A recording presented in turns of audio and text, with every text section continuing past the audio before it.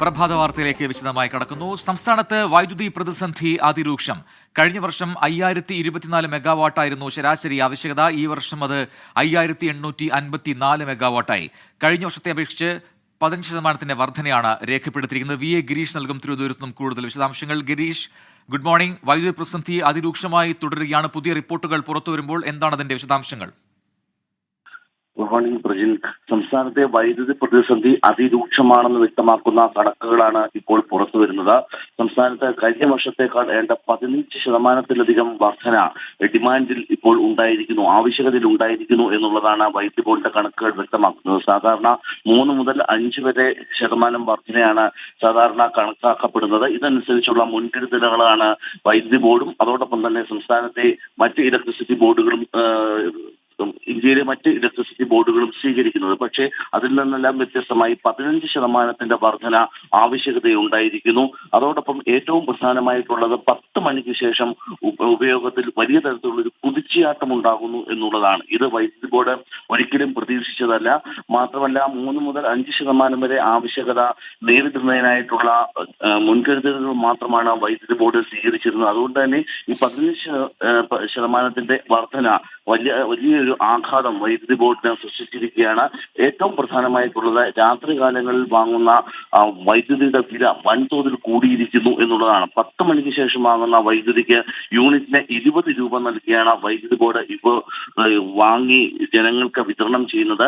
ഇതിൽ 10 രൂപ യൂണിറ്റിന്റെ ചാർജായും അതോടൊപ്പം തന്നെ 10 രൂപ പെനാൽറ്റിയായും ഇപ്പോൾ വൈദ്യുതി ബോർഡിന് നൽകേണ്ടി വരുന്ന ഒരു സാഹചര്യമുണ്ട്. കാരണം ആവശ്യത്തിൽ കൂടുതൽ വൈദ്യുതി ഇപ്പോൾ വിഡ്രോ ചെയ്യുന്നതിന്റെ ഒരു ഭാഗമായിട്ടാണ് പെനാൽറ്റി നൽകേണ്ടി വരുന്നത്. ഇത്തരത്തിൽ പെനാൽറ്റിയും കൂടി നൽകിയാണ് ഇപ്പോൾ വൈദ്യുതി ബോർഡ് പുറത്തു നിന്നും വൈദ്യുതി വാങ്ങി സംസ്ഥാനത്തേക്ക് എത്തിക്കുന്നത്. വലിയ തരത്തിലുള്ള ഒരു പ്രതിസന്ധിയിലേക്ക് സംസ്ഥാനത്തെ വൈദ്യുതി മേഖല എത്തിയിരിക്കുന്നു എന്നുള്ളതിന്റെ കണക്കുകളാണ് ഇപ്പോൾ പുറത്തു വരുന്നത്. പ്രജീൻ, ശരി. വി എ ഗിരീഷാണ് വിശദാംശങ്ങൾ നൽകിയത്.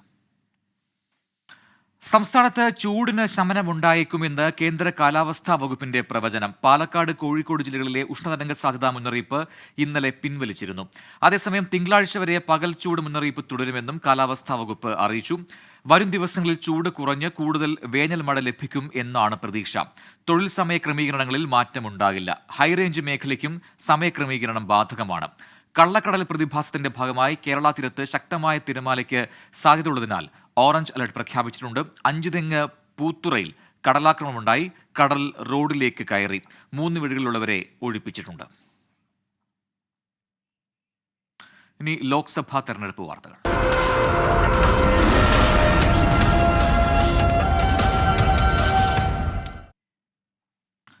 ലോക്സഭാ തെരഞ്ഞെടുപ്പിന്റെ 3ാം ഘട്ട വോട്ടെടുപ്പിന്റെ പരസ്യ പ്രചാരണം ഇന്ന് അവസാനിക്കും. 94 മണ്ഡലങ്ങളിലാണ് വോട്ടെടുപ്പ്. കേന്ദ്ര ആഭ്യന്തരമന്ത്രി അമിത്ഷാ, കേന്ദ്രമന്ത്രി ജ്യോതിരാദിത്യ സിന്ധ്യ, ഡിംപിൾ യാദവ്, ശിവരാജ് സിംഗ് ചൌഹാൻ, സുപ്രിയ സൂലെ തുടങ്ങിയവരാണ് ജനവിധി തേടുന്നവരിൽ പ്രമുഖർ. പ്രധാനമന്ത്രി നരേന്ദ്രമോദി ഇന്ന് അയോധ്യ രാമക്ഷേത്രം സന്ദർശിച്ച ശേഷം റോഡ് ഷോ നടത്തും. രാഹുൽ ഗാന്ധിയും പ്രിയങ്ക ഗാന്ധിയും തെലങ്കാനയിലെ പ്രചാരണ റാലികളിലും പങ്കെടുക്കും.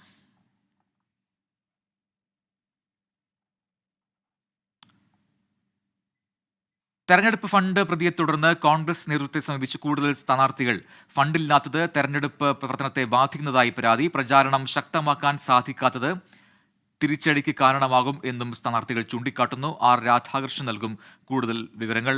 ആർ കെ, കോൺഗ്രസിന് ഫണ്ടില്ലാത്തത് വലിയ പ്രതിസന്ധിയാണ്. കഴിഞ്ഞ ദിവസം ഒരു സ്ഥാനാർത്ഥി പിൻവലിയുന്ന കാഴ്ചയും കണ്ടു. ഇപ്പോൾ കൂടുതൽ പ്രതിസന്ധിയിലായിരിക്കുന്ന സ്ഥാനാർത്ഥികൾ ആരൊക്കെയാണ്? വ്യത്യസ്ത സംസ്ഥാനങ്ങളിൽ നിന്നുള്ള സ്ഥാനാർത്ഥികൾ കോൺഗ്രസ് ദേശീയ നേതൃത്വത്തെ സമീപിച്ചിരിക്കുന്നു. മുൻപതിവനുസരിച്ച് കോൺഗ്രസിന് ദേശീയ നേതൃത്വം മുൻകൈയെടുത്താണ് ഈ ലോക്സഭാ തെരഞ്ഞെടുപ്പിൽ ഫണ്ട് ലഭ്യമാക്കിയിരുന്നത്. എന്നാൽ ഇത്തവണ അതുണ്ടാകുന്നില്ല. പല സംസ്ഥാന നേതൃത്വങ്ങളോടും ഫണ്ട് കണ്ടെത്തണം എന്ന നിർദ്ദേശം ദേശീയ നേതൃത്വം നൽകിയിരുന്നു. കൂപ്പൺ പിരിവ് നടത്തി കണ്ടെത്തണം എന്നതുൾപ്പെടെയുള്ള നിർദ്ദേശങ്ങളൊന്നും ഫലവത്തായിട്ടില്ല. അതുകൊണ്ട് ഇനി ഇത്തരത്തിലുള്ള ഒരു നടപടി ദേശീയ നേതൃത്വത്തിന്റെ ഭാഗത്തു നിന്നുണ്ടായില്ലെങ്കിൽ വലിയ തിരിച്ചടി ഉണ്ടാകും എന്ന നിഗമനവുമായിട്ടാണ് ഉത്തർപ്രദേശ്, രാജസ്ഥാൻ, മധ്യപ്രദേശ് അടക്കമുള്ള സംസ്ഥാനങ്ങളിലെ സ്ഥാനാർത്ഥികൾ കോൺഗ്രസിനെ ദേശീയ നേതൃത്വത്തെ ഇപ്പോൾ സമീപിച്ചിരിക്കുന്നത്. ഇതുമായി ബന്ധപ്പെട്ട് കോൺഗ്രസ് ദേശീയ നേതൃത്വം ശക്തമായിട്ടുള്ള ഇടപെടൽ നടത്തും എന്നാണ് ദേശീയ വക്താക്കൾ സൂചിപ്പിക്കുന്നത്. കഴിഞ്ഞ ദിവസങ്ങളിൽ ഇതിന് അനുബന്ധമായിട്ടുള്ള ചർച്ചകൾ നടന്നിരുന്നു. സ്ഥാനാർത്ഥികളുടെ ആശങ്കകൾ അടിസ്ഥാനമുള്ളതാണ്. ഇത് പരിഹരിക്കാൻ ആവശ്യമായിട്ടുള്ള നടപടികൾ ഉടനുണ്ടാകുമെന്നാണ് ദേശീയ നേതൃത്വം വ്യക്തമാക്കുന്നത്. ശരി, ആർ രാധാകൃഷ്ണനാണ് വിവരങ്ങൾ നൽകിയത്. സന്ദേശ് ഖാലിയുമായി ബന്ധപ്പെട്ട് തൃണമൂൽ കോൺഗ്രസ് വ്യാജ വീഡിയോ പ്രചരിപ്പിക്കുന്നതായി BJP തെരഞ്ഞെടുപ്പ് കമ്മീഷനും CBIക്കും BJP പരാതി നൽകി. തന്റെ ശബ്ദം AI സാങ്കേതിക വിദ്യയിലൂടെ കൃത്രിമമായി ഉണ്ടാക്കിയതായി വീഡിയോയിലുള്ള BJP നേതാവ് ഗംഗാധർ കായിൽ ആരോപിച്ചു. താൻ പറയാത്ത കാര്യങ്ങളാണ് വീഡിയോയിലൂടെ തൃണമൂൽ കോൺഗ്രസ് പ്രചരിപ്പിക്കുന്നതെന്നാണ് ഗംഗാധർ കാലിന്റെ ആരോപണം. ലൈംഗിക അതിക്രമ കേസിൽ അറസ്റ്റിലായ കർണാടക മുൻ മന്ത്രിയും HD ദേവഗൌഡയുടെ മകനുമായ HD രേവണ്ണയെ ഇന്ന് മാജിസ്ട്രേറ്റിന് മുന്നിൽ ഹാജരാക്കും. പ്രാഥമിക ചോദ്യം ചെയ്യൽ പുരോഗമിക്കുകയാണ്. അരുൺ പൂപ്പറമ്പ ബംഗളൂരുവിൽ നിന്ന് നൽകും കൂടുതൽ വിശദാംശങ്ങൾ. Arun, good morning. HD രേവണ്ണയെ എപ്പോഴായിരിക്കും മാജിസ്ട്രേറ്റ് മുന്നിൽ ഹാജരാക്കുക? ഇന്ന് കോടതി അവധിയാണല്ലോ. അപ്പോൾ എന്താണ് അന്വേഷണ സംഘത്തിന്റെ തുടർ നീക്കങ്ങൾ? പ്രജിൻ, HD രേവണ്ണയുടെ ചോദ്യം ചെയ്യൽ ഇന്നലെ രാത്രി തന്നെ ആരംഭിച്ചിരുന്നു. പ്രാഥമിക ചോദ്യം ചെയ്യൽ ഇന്നും പുരോഗമിക്കും. അന്വേഷണ സംഘത്തിന് മുമ്പിൽ 24 മണിക്കൂർ സമയമുണ്ട്. ഇന്ന് വൈകിട്ടോടെ മാത്രമായിരിക്കും മജിസ്ട്രേറ്റിന് മുമ്പിൽ രേവണ്ണയെ ഹാജരാക്കുക.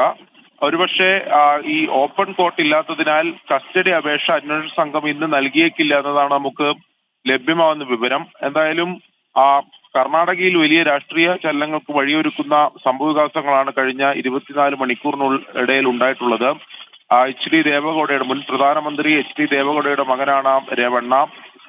ഇന്ന് പരസ്യ പ്രചാരണം അവസാനിക്കുകയാണ്. കർണാടകയിലെ 14 മണ്ഡലങ്ങൾ ഉൾപ്പെടെ 7-ാം തീയതി വോട്ടെടുപ്പ് നടക്കും. അത്തരത്തിലൊരു സാഹചര്യത്തിലാണ് വലിയ കോളിളക്കമുണ്ടാക്കിയ അല്ലെങ്കിൽ രാഷ്ട്രീയ വിവാദമുണ്ടാക്കിയ ഒരു കേസിൽ JDSന്റെ മുതിർന്നൊരു നേതാവിനെ ഇപ്പോൾ അറസ്റ്റ് ചെയ്തിട്ടുള്ളത്. സ്വാഭാവികമായും തെരഞ്ഞെടുപ്പിൽ അതെങ്ങനെ പ്രതിഫലിക്കുമെന്നുള്ളതാണ് നമ്മൾ കാണേണ്ടത്. NDA സഖ്യത്തിനെ സംബന്ധിച്ചിടത്തോളം വലിയ ആശങ്കയുണ്ട്. അവർ ഏറെ പ്രതീക്ഷ അർപ്പിക്കുന്ന കർണാടകയിലെ 14 മണ്ഡലങ്ങളിൽ ഈ കേസും നിലവിലെ അറസ്റ്റ് ഉൾപ്പെടെ അത് തിരിച്ചടി ഉണ്ടാക്കും അല്ലെങ്കിൽ അത് ബാധിക്കുമെന്ന ഒരു വിലയിരുത്തൽ തന്നെയാണ് NDA സഖ്യത്തിനെ സംബന്ധിച്ചിടത്തോളം ഉള്ളത്. അതുകൊണ്ട് തന്നെ ഇതിൽ വളരെ സൂക്ഷ്മമായിട്ട് അല്ലെങ്കിൽ കരുതലോടെയാണ് അവർ പ്രതികരിക്കുകയും അതിന്റെ തുടർ നീക്കങ്ങൾ നടത്തുകയും ചെയ്യുന്നത്. എന്തായാലും കൃത്യമായ പ്രതികരണങ്ങൾ, അതായത് BJP നേതാക്കളുടെ പ്രതികരണങ്ങൾ ഈ വിഷയത്തിൽ വന്നിട്ടില്ല. കോൺഗ്രസ് ഇതിനെ വലിയ രാഷ്ട്രീയ ആയുധമാക്കിയിട്ടുണ്ട്. ഇത് രാജ്യം കണ്ട ഏറ്റവും വലിയ ലൈംഗിക അതിക്രമ കേസ് എന്ന തരത്തിലാണ് അറസ്റ്റിന് ശേഷം പ്രധാനപ്പെട്ട കോൺഗ്രസ് നേതാക്കളെല്ലാം പ്രതികരിച്ചത്. ആ രീതിയിൽ ഇത് രാഷ്ട്രീയമായി ഈ തെരഞ്ഞെടുപ്പിൽ ഉപയോഗിക്കുക എന്ന ലക്ഷ്യം തന്നെയാണ് കോൺഗ്രസിനെ സംബന്ധിച്ചിടത്തോളം ഉള്ളത്. NDA സഖ്യമാണെങ്കിൽ കടുത്ത പ്രതിസന്ധി ഈ ഘട്ടത്തിൽ നേരിടുന്നുമുണ്ട്. പ്രജിത്ത്, അരുൺ പൂപ്പറമ്പയാണ് വിശദാംശങ്ങൾ നൽകിയത്. ജമ്മുകശ്മീരിലെ പൂഞ്ചിൽ വ്യോമസേനയുടെ വാഹന വ്യൂഹത്തിന് നേരെയുണ്ടായ ഭീകരാക്രമണത്തിൽ ഒരു സൈനികന് വീരമൃത്യു. 4 സൈനികർക്ക് പരിക്കേറ്റു. ഒരാളുടെ നില ഗുരുതരമാണ്. സുരാൻകോട്ടിലെ സനായ് ഗ്രാമത്തിനരികെ വെച്ചാണ് ആക്രമണം ഉണ്ടായത്. ആർ രാധാകൃഷ്ണൻ നൽകും കൂടുതൽ വിവരങ്ങൾ. ആർക്കെ, ഇന്നലുണ്ടായ ആക്രമണമാണ് രാത്രിയോടെ. അതിൽ ഒരു സൈനികന് വീരമൃത്യു എന്ന വാർത്ത പുറത്തു വരുന്നു. ഇപ്പോൾ എന്താണ് അവിടുത്തെ സാഹചര്യം? ഈ സാഹചര്യങ്ങളെല്ലാം ഇപ്പോൾ നിയന്ത്രണ വിധേയമാണ് എന്നാണ് സംയുക്ത സേന അറിയിക്കുന്നത്. അവിടെ ഇപ്പോൾ തെരച്ചിൽ ആരംഭിച്ചിട്ടുണ്ട്. ഈ ഭീകരരെ കണ്ടെത്തുകയാണ് ഈ തെരച്ചിലിന്റെ ലക്ഷ്യം. മെന്താർ, സുരാങ്കോട്ട് എന്നീ മേഖലകളിലാണ് ഈ തെരച്ചിൽ സംയുക്ത സേന ഇപ്പോൾ നടത്തുന്നത്. ഇന്നലെ രാത്രി മുതൽ ആരംഭിച്ച തെരച്ചിൽ കൂടുതൽ സേനാംഗങ്ങളെ എത്തിച്ചുകൊണ്ട് കൂടുതൽ ശക്തമാക്കുന്ന ഒരു സാഹചര്യമാണ് ഉള്ളത്. ബജിമാൽ വനത്തില് സംയുക്ത സേനയുടെ തെരച്ചിൽ ഇപ്പോൾ നടക്കുന്നുണ്ട്. ഈ ബജിമാൽ വനത്തിലാണ് ഈ ഭീകരർ ഉള്ളത് എന്നാണ് ഇപ്പോൾ തിരിച്ചറിഞ്ഞിരിക്കുന്നത്. ഈ സാഹചര്യത്തിലാണ് അവിടെ തെരച്ചിൽ ശക്തമാക്കിയിരിക്കുന്നത്. കൂടുതൽ സൈനികർ ഈ മേഖലകളിലേക്ക് വിന്യസിച്ചിട്ടുണ്ട്. ഈ ഭീകരാക്രമണം നടന്ന മേഖല ഉൾപ്പെടുന്ന അനന്ത്നാഗ് 25-ാം തീയതി വോട്ടെടുപ്പ് നടക്കാനായിട്ട് പോവുകയാണ്. അവിടുത്തെ സാഹചര്യം തെരഞ്ഞെടുപ്പ് കമ്മീഷനും വിലയിരുത്തുന്നുണ്ട്. തെരഞ്ഞെടുപ്പ് കമ്മീഷന്റെ നിരീക്ഷകൻ ഇന്ന് പൂഞ്ച് സന്ദർശിക്കുമെന്നാണ് ഇപ്പോൾ അറിയാനായിട്ട് സാധിക്കുന്നത്. സുരക്ഷ സംബന്ധിച്ചിട്ടുള്ള കാര്യങ്ങൾ അവിടെ വിലയിരുത്തും. ശരി, ആർ രാധാകൃഷ്ണനാണ് വിശദാംശങ്ങൾ നൽകിയത്. ഇന്ന് പുലർച്ചെ കോഴിക്കോട്ട് നിന്ന് സർവീസ് തുടങ്ങിയ നവകേരള ഗരുഡ പ്രീമിയം ബസിന്റെ വാതിലിന് തകരാർ. ആദ്യ യാത്രയിൽ ബസ് യാത്ര തുടങ്ങി അല്പസമയത്തിനകം വാതിൽ തനിയെ തുറന്നു.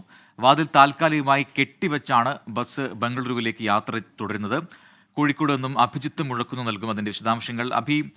എന്താണ് ഈ വാതിലിന് പറ്റിയ തകരാറ്? അത് പരിഹരിക്കാതെയാണോ യാത്ര ഇപ്പോഴും തുടർന്നുകൊണ്ടിരിക്കുന്നത്?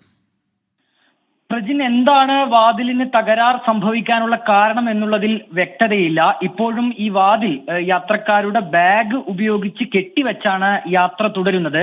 കോഴിക്കോട് നിന്ന് 4 മണിക്ക് യാത്ര തുടങ്ങാനിരുന്നതാണ് നവകേരള ബസ്. അല്പസമയം വൈകിയാണ് യാത്ര തുടങ്ങിയത്.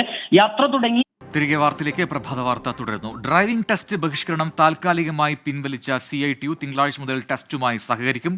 ഇളവുകളോടെ ഗതാഗത കമ്മീഷണർ പുതിയ സർക്കുലർ ഇറക്കിയതിന് പിന്നാലെയാണ് തീരുമാനം. അഖിൽ ഷാൻസാർ നൽകും കൂടുതൽ വിവരങ്ങൾ തിരുവനന്തപുരത്ത് നിന്നും. Akhil, good morning. അപ്പോൾ CITU സഹകരിക്കാൻ തീരുമാനിച്ചിരിക്കുന്നു. ഇന്നലെ ഇറക്കിയ പുതിയ സർക്കുലർ, അതുമായി ഒത്തുപോകാനാണോ തീരുമാനം? കഴിഞ്ഞ ദിവസമാണ് ഈ പ്രതിഷേധങ്ങൾക്കൊക്കെ പിന്നാലെ ഈ ഗതാഗത കമ്മീഷണർ പുതിയൊരു സർക്കുലർ ഇതുമായി ബന്ധപ്പെട്ട് പുറത്തിറക്കിയത്.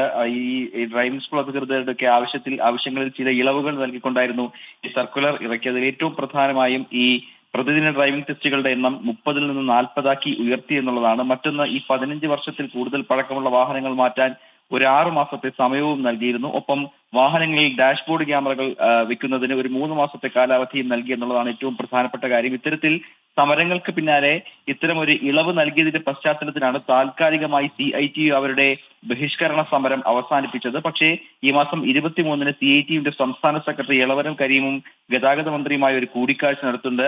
ആ കൂടിക്കാഴ്ചയിൽ ഇതുമായി ബന്ധപ്പെട്ട് ഈ സർക്കുലർ പിൻവലിക്കണമെന്നുള്ള ആവശ്യം തന്നെ മന്ത്രിയോട് പറയും എന്നുള്ള കാര്യമാണ് നേരത്തെ തന്നെ അറിയിച്ചത്. ഇപ്പോഴും CITUവിന്റെ നിലപാട് ഇക്കാര്യത്തിൽ ഈ സർക്കുലർ പൂർണ്ണമായി പിൻവലിക്കണം എന്നുള്ളതാണ്. 23-ാം തീയതി നടക്കുന്ന ചർച്ചയിൽ ഏതെങ്കിലും തരത്തിലുള്ള ധാരണ ഉണ്ടായില്ല എന്നുണ്ടെങ്കിൽ ഇതുമായി ബന്ധപ്പെട്ട് കൂടുതൽ ശക്തമായ സമരങ്ങളിലേക്ക് കടക്കുമെന്നുള്ളതാണ് CITU അറിയിച്ചിട്ടുള്ളത്. അതേസമയം INTUC സമരത്തിൽ നിന്ന് പിന്നോട്ടില്ല എന്നുള്ളതാണ് പ്രധാനമായും ഈ ഘട്ടത്തിൽ അറിയിക്കുന്നത്. തിങ്കളാഴ്ച മുതൽ, അതായത് നാളെ മുതൽ നടക്കുന്ന ഡ്രൈവിംഗ് ടെസ്റ്റിൽ അവർ സഹകരിക്കില്ല. ബഹിഷ്കരണം തുടരുമെന്ന് INTUCയും അറിയിച്ചിട്ടുണ്ട്. പ്രജിത്ത്, ശരി. അഖിൽ ഷാൻസറാണ് വിശദാംശങ്ങൾ നൽകിയത്. KSRTC ഡ്രൈവറുമായുള്ള തർക്കത്തിൽ മേയർ ആര്യ രാജേന്ദ്രനും ഭർത്താവ് സച്ചിൻ ദേവ് MLAക്കുമെതിരെ ചുമത്തിയ FIRന്റെ പകർപ്പ് 24-ന് ലഭിച്ചു. സംഘം ചേർന്ന് KSRTC ബസ് തടഞ്ഞുവെന്നും യാത്രക്കാർക്കും മറ്റു വാഹനങ്ങൾക്കും ഗതാഗത തടസ്സമുണ്ടാക്കിയെന്നും FIRൽ പറയുന്നു. ഇരുവർക്കുമെതിരെ ദുർബല വകുപ്പുകളാണ് ചുമത്തിയിരിക്കുന്നത്. ഷഫീദ് റാവുത്തർ നൽകും തിരുവനന്തപുരത്ത് നിന്നും കൂടുതൽ വിവരങ്ങൾ. Shafeed, good morning. കോടതിയെ സമീപിച്ചിരുന്നു ഇന്നലെ KSRTC ഡ്രൈവർ യദു. അതിന് പിന്നാലെയാണോ ഇപ്പോൾ ഈ കേസ് എടുത്തിരിക്കുന്നത്? പക്ഷേ FIRൽ പറയുന്ന വകുപ്പുകൾ അത് ദുർബലം എന്ന് പറയുന്നു. അതിന്റെ വിശദാംശങ്ങൾ എന്താണ്? പ്രജിൻ സൂചിപ്പിച്ചതുപോലെ തന്നെ ഡ്രൈവറായിട്ടുള്ള യദു ഇന്നലെ കോടതിയെ സമീപിച്ചിരുന്നു. അതോടൊപ്പം തന്നെ അതിന് തൊട്ട് മുൻപത്തെ ദിവസം അഭിഭാഷകനായിട്ടുള്ള ബൈജു നോയൽ എന്നൊരാൾ ഒരു സ്വകാര്യ ഹർജി Thiruvananthapuram first class judicial magistrate കോടതിയിൽ നൽകിയിരുന്നു. ഈ ഹർജി പരിഗണിച്ച, അതായത് ഈ അഭിഭാഷകന്റെ ഹർജി പരിഗണിച്ച കോടതി ഇന്നലെ കന്റോൺമെന്റ് പോലീസിനോട് ഈ സംഭവത്തിൽ പരിശോധിച്ച് തുടർ നടപടി സ്വീകരിക്കാൻ നിർദ്ദേശം നൽകി. ഇതിന് പിന്നാലെയാണ് Thiruvananthapuram cantonment police mayor Arya Rajendran, MLA Sachin Dev അടക്കം 5 പേരെ പ്രതി ചേർത്തുകൊണ്ട് FIR രജിസ്റ്റർ ചെയ്തത്. ഈ FIRൽ ദുർബല വകുപ്പുകളാണ് ചുമത്തിയത് എന്നുള്ളതാണ് ഏറ്റവും പ്രധാനപ്പെട്ട കാര്യം. അതിൽ പറഞ്ഞിരിക്കുന്ന കാര്യങ്ങൾ ഇങ്ങനെയാണ്.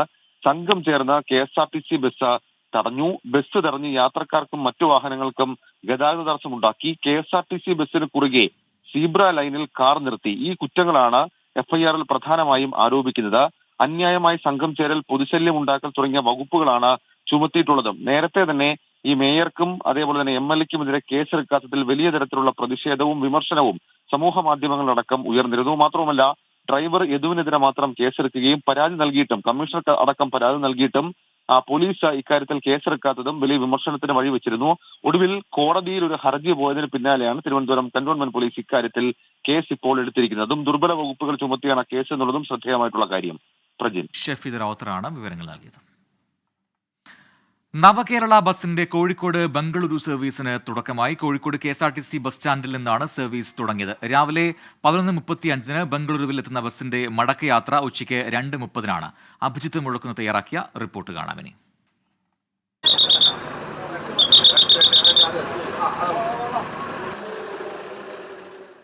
യാത്ര 4 മണിക്ക് ഇവിടുന്ന് കോഴിക്കോട് നിന്ന് സ്റ്റാർട്ടാവും ബാംഗ്ലൂരേക്ക്. അവിടെ 11:30 ആകുമ്പോൾ എത്തിച്ചേരും. അവിടുന്ന് തിരിച്ച് 2:30 മണിക്ക് എടുത്തിട്ട് രാത്രി 10 മണിക്ക് ഇവിടെ എത്തിച്ചേരും. അങ്ങനെ വിവാദങ്ങൾക്കെല്ലാം ഒടുവിൽ നവകേരള ബസിന്റെ കോഴിക്കോട് ബംഗളൂരു സർവീസിന് തുടക്കമാവുകയാണ്. ഗരുഡ പ്രീമിയം സർവീസായാണ് ബസ് റൂട്ടിൽ ഇറങ്ങുന്നത്. രാവിലെ പുലർച്ചെ 4 മണിക്ക് ഇവിടെ നിന്ന്, അതായത് കോഴിക്കോട് KSRTC ബസ് സ്റ്റാൻഡിൽ നിന്ന് ബസ് പുറപ്പെടും. 4 ഇടങ്ങളിൽ നിന്നായാണ് യാത്രക്കാർക്ക് കയറാനുള്ള സൗകര്യം. താമരശ്ശേരി, കൽപ്പറ്റ, സുൽത്താൻ ബത്തേരി, മൈസൂരു എന്നിങ്ങനെ 4 ഇടങ്ങളിൽ നിന്ന് യാത്രക്കാർക്ക് കയറാനുള്ള സൗകര്യമുണ്ട്. 7 മണിക്കൂർ യാത്ര ചെയ്തതിന് ശേഷം രാവിലെ 11:35 ബസ് ബംഗളൂരു ശാന്തിനഗറിൽ എത്തിച്ചേരും. ഏതായാലും യാത്രക്കാരൊക്കെ തന്നെ മുഴുവനാണ്. സീറ്റ് ആദ്യ യാത്രയുടെ ടിക്കറ്റുകളെല്ലാം ആദ്യം തന്നെ വിറ്റഴിഞ്ഞിട്ടുണ്ട്. മടക്കയാത്രയുടെ ടിക്കറ്റുകളും വിറ്റഴിഞ്ഞിട്ടുണ്ട്. നമുക്ക് യാത്രക്കാരോട് തന്നെ ചോദിക്കാം. ഇപ്പം CM മുഖ്യമന്ത്രി ഇരുന്ന സീറ്റിലിരുന്ന 2 യാത്രക്കാരുണ്ട്. എങ്ങനെയാണ് ഇത്? നേരത്തെ തന്നെ നിശ്ചയിച്ചൊരു യാത്രയാണോ അതോ നവകേരള ബസ്സിൽ യാത്ര ചെയ്യുന്നതിൻ്റെ ഭാഗമായി വരുന്നതാണോ? ഞാൻ വിചാരിച്ചത് ഒന്നാമത്തെ സീറ്റ് ആയിരിക്കും മുഖ്യമന്ത്രി ഇരുന്ന സീറ്റ് എന്നാണ് വിചാരിച്ചത്.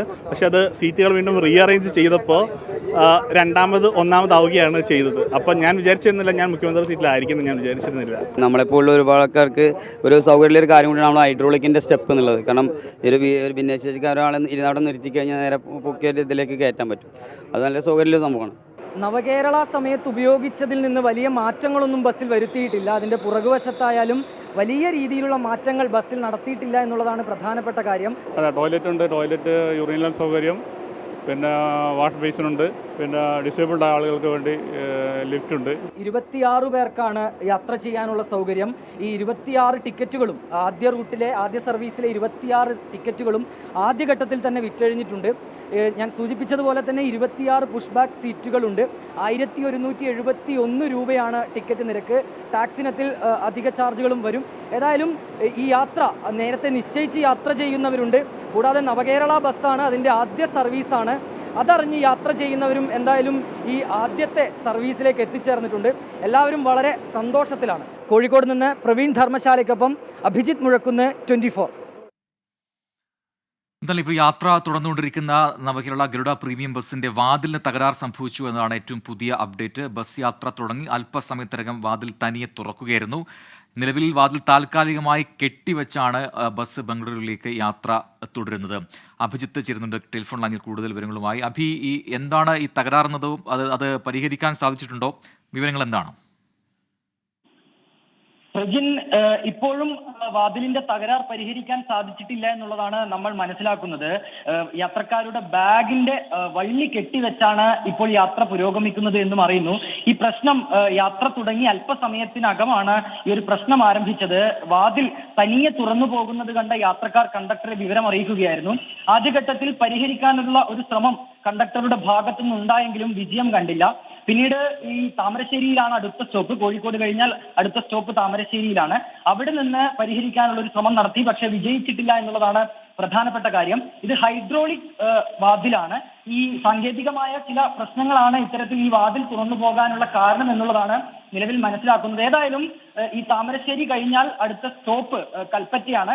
അവിടെ എത്തി ഈ പ്രശ്നം പരിഹരിക്കാൻ സാധിക്കുമെന്നുള്ള ഒരു പ്രതീക്ഷയിലാണ് ഈ ബസ് ജീവനക്കാർ നിലവിൽ മുന്നോട്ട് പോകുന്നത്. പ്രജിത്ത്, ഇനി മറ്റൊരു റിപ്പോർട്ടിലേക്ക്. പ്രതിഷേധത്തിനിടെ കർഷകൻ മരിച്ച സംഭവത്തിന് പിന്നാലെ പഞ്ചാബിൽ സമരം ശക്തമാക്കാനൊരുങ്ങി കർഷകർ. BJP സ്ഥാനാർത്ഥികൾക്ക് നേരെ പ്രതിഷേധം കടുപ്പിക്കും. പോലീസ് നടപടിക്കിടെ കർഷകൻ മരിച്ച സംഭവത്തിൽ ആം ആദ്മി പാർട്ടി ഇതോടെ പ്രതിരോധത്തിലായി. മോദിയുടെ ഗ്യാരണ്ടി എന്ന BJP പ്രചരണത്തിന് പഞ്ചാബിലെ കർഷകർ ഉന്നയിക്കുന്നത് ഒറ്റ ചോദ്യം: താങ്ങുവിലയ്ക്ക് എന്ന് നിയമപരമായ ഉറപ്പ് നൽകും? ഐതിഹാസികമായ ആദ്യ കർഷക സമരം വിജയിച്ചെങ്കിലും നൽകിയ ഉറപ്പുകൾ പാലിക്കാതിരുന്നതോടെ രണ്ടാം കർഷക സമരത്തിലാണ് കർഷക സംഘടനകൾ. ശംഭു, ഖനൌരി അതിർത്തികളിലെ സമരത്തിനിടെയുണ്ടായ കർഷകരുടെ മരണവും പോലീസ് നടപടിയിലും കടുത്ത അമർഷത്തിലാണ് കർഷകർ. കർഷക വോട്ടുകളിൽ നിന്ന് കനത്ത തിരിച്ചടി പഞ്ചാബിൽ നേരിടുമെന്നാണ് BJPയുടെ വിലയിരുത്തൽ. നിയമസഭാ തെരഞ്ഞെടുപ്പിൽ പഞ്ചാബ് തൂത്തുവാരി ഭരണം കൈയാളുന്ന ആം ആദ്മി പാർട്ടിക്കും സമീപകാലത്തെ 2 കർഷക മരണങ്ങൾ തെരഞ്ഞെടുപ്പിന് തിരിച്ചടിയാകുമെന്ന ആശങ്കയുണ്ട്. ശുഭ്കരൺ സിംഗിന്റെ കൊലപാതകത്തിനു പിന്നാലെ പോലീസ് നടപടി വൈകിയതും പോലീസുമായുണ്ടായ സംഘർഷത്തിനിടെ കഴിഞ്ഞ ദിവസം കർഷകൻ കൊല്ലപ്പെട്ടതും ആം ആദ്മി പാർട്ടിക്ക് തിരിച്ചടിയാകും. പ്രതിഷേധം കടുപ്പിക്കാനൊരുങ്ങുന്ന കർഷകർ ഗ്രാമങ്ങളിൽ BJP നേതാക്കളെ തടയുന്നത് ശക്തമാക്കും. സംസ്ഥാനത്തുടനീളം BJP സ്ഥാനാർത്ഥികൾക്കെതിരെ പ്രചാരണം കടുപ്പിക്കും. സിഖ് വിഭാഗത്തിനിടയിൽ നിർണായക സ്വാധീനമുള്ള ശിരോമണി അകാലിദളുമായി വീണ്ടും സഖ്യമുണ്ടാക്കുന്നതിലും BJPക്ക് തടസ്സമായത് കർഷകരുടെ സമരമാണ്. അതേസമയം താങ്ങുവില ഉറപ്പാക്കുമെന്ന പ്രഖ്യാപനവുമായി രംഗത്തുള്ള കോൺഗ്രസിന് കർഷക സമരം സംസ്ഥാനത്ത് അനുകൂലമാകുമെന്നാണ് കണക്കുകൂട്ടൽ. 24 ഡൽഹി. ഡൽഹിയിൽ ഇന്ത്യ സഖ്യത്തിന് കനത്ത ആഘാതം നൽകുന്നതാണ് മുൻ കോൺഗ്രസ് അധ്യക്ഷൻ അരവിന്ദർ സിംഗ് ലൗലിയുടെ BJP പ്രവേശം. ഡൽഹി തെരഞ്ഞെടുപ്പിന് ദിവസങ്ങൾ ശേഷിക്കെയാണ് സഖ്യ രൂപീകരണത്തിൽ നിർണായക പങ്കുവഹിച്ച നേതാവ് തന്നെ എതിർപ്പാളയത്തിൽ ചേക്കേറുന്നത്. സഖ്യത്തിന്റെ കെട്ടുറപ്പിന് പോലും ഭീഷണിയാണ് അരവിന്ദർ സിംഗ് ലൗലിയുടെ നീക്കം. 2019 ലോക്സഭാ തെരഞ്ഞെടുപ്പിൽ തന്നെ ഡൽഹിയിൽ കോൺഗ്രസ് ആം ആദ്മി ചർച്ചകൾ അവസാന നിമിഷമാണ് അലസിപ്പിരിഞ്ഞത്. പാർട്ടിയെ തകർത്തവരുമായി കൂട്ടുകൂടാൻ കഴിയില്ലെന്ന് കോൺഗ്രസിലെ ഒരു വിഭാഗം ഉറച്ചു പറഞ്ഞതാണ് തടസ്സമായത്. ഇത്തവണയും സന്ദീപ് ദീക്ഷിത് അടക്കം ചില നേതാക്കൾ ആം ആദ്മി ബന്ധത്തെ എതിർത്തെങ്കിലും PCC അധ്യക്ഷ സ്ഥാനത്ത് അരവിന്ദർ സിംഗ് ലൗലി ഉണ്ടായതാണ് സഖ്യം സാധ്യമായതിന്റെ പ്രധാന കാരണം. 2013 ആദ്യ കെജ്രിവാൾ സർക്കാരിന് നിരുപാധിക പിന്തുണ നൽകി അധികാരത്തിലെത്തിക്കുമ്പോൾ കോൺഗ്രസിന്റെ സഭാകക്ഷി നേതാവായിരുന്നു ലൗലി. കേജ്രിവാളിനെ ED അറസ്റ്റ് ചെയ്തതിന് പിന്നാലെ അദ്ദേഹത്തിന്റെ വീടിന് മുന്നിൽ പ്രതിഷേധിക്കാൻ ആദ്യമെത്തിയ പ്രതിപക്ഷ നേതാവ് ലൗലിയാണ്. കേജ്രിവാളിന്റെ അറസ്റ്റിനെതിരെ ഡൽഹിയിൽ മഹാറാലി പ്രഖ്യാപിക്കാൻ വിളിച്ച വാർത്താസമ്മേളനത്തിൽ ആം ആദ്മി നേതാക്കൾക്കൊപ്പം ലൗലിയും പങ്കെടുത്തിരുന്നു. ഇരു പാർട്ടികളും ഡൽഹിയിൽ പ്രചാരണം തുടങ്ങുന്ന ഘട്ടത്തിലാണ് അരവിന്ദർ സിംഗ് ലൗലി ആപ് സഖ്യത്തെ തള്ളിപ്പറഞ്ഞ് BJP പാളയത്തിൽ എത്തിയിരിക്കുന്നത്. കോൺഗ്രസിലെ ആപ്പ് വിരുദ്ധപക്ഷം വീണ്ടും തലയുയർത്താൻ ഈ നീക്കം വഴിവെക്കുമെന്നുറപ്പാണ്. ആ സാഹചര്യം പ്രയോജനപ്പെടുത്താനാണ് BJP ലക്ഷ്യം വെക്കുന്നത്. പ്രതിസന്ധി മറികടക്കാൻ ഏകോപന സമിതി യോഗങ്ങൾ വീണ്ടും സജീവമാക്കാനാണ് ആം ആദ്മിയുടെയും കോൺഗ്രസിന്റെയും തീരുമാനം. 24 ഡൽഹി. ഇനി ഇപ്പോൾ കിട്ടിയത് കടപ്പത്രങ്ങൾ തിരികെ വാങ്ങാനുള്ള RBI തീരുമാനത്തിന് ധനമന്ത്രാലയത്തിന്റെ അംഗീകാരം. 40,000 കോടി രൂപയുടെ കടപ്പത്രങ്ങളാണ് കാലാവധി എത്തും മുൻപ് തിരികെ വാങ്ങുക. പനമ്പിള്ളി നഗറിൽ നവജാത ശിശുവിന്റെ കൊലപാതകത്തിൽ DNA പരിശോധനയ്ക്കായി സാമ്പിൾ ശേഖരിച്ചു. യുവതി പീഡനത്തിന് ഇരയായി എന്ന സംശയത്തെ തുടർന്നാണ് കുട്ടിയുടെ DNA സാമ്പിൾ ശേഖരിച്ചത്. ഭാവിയിൽ നിയമപ്രശ്നങ്ങൾ ഉണ്ടായാൽ അത് അന്വേഷണത്തെ സഹായിക്കുമെന്ന് പോലീസ്.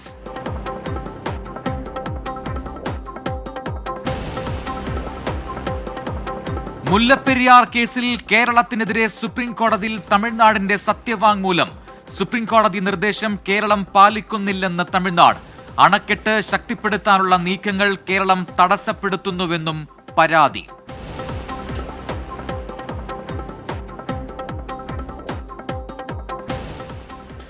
ഇതോടെ പ്രഭാത വാർത്ത പൂർത്തിയാവുന്നു. ലോകത്തെവിടെയായാലും ഏത് സമയത്തും 24 വാർത്തകളും ഓഗ്മെന്റഡ് റിയാലിറ്റി പാക്കേജുകളും എക്സ്പ്ലെയിനറുകളും വിശദമായി കാണാൻ ഞങ്ങളുടെ YouTube ചാനൽ നിങ്ങൾക്ക് സബ്സ്ക്രൈബ് ചെയ്യാം.